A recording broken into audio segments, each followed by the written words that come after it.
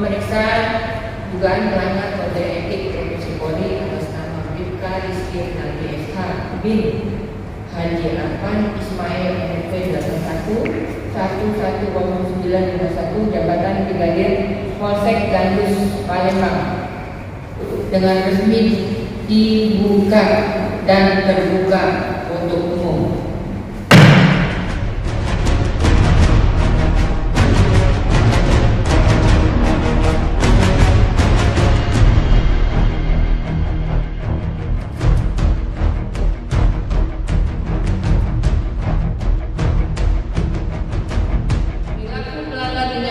Sebagai perbuatan tercela, atau B, direkomendasikan pemberhentian tidak dengan hormat dari Dinas Polri terhadap Bribka Rizky Renaldi SH bin Haji Arfan NP 81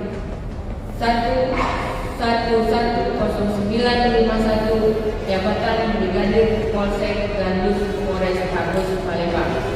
Demikian putusan sidang komisi ini dibuat dan sebagai tanda sahnya selanjutnya ditandatangani oleh para anggota komisi pada hari ini tanggal tersebut di atas.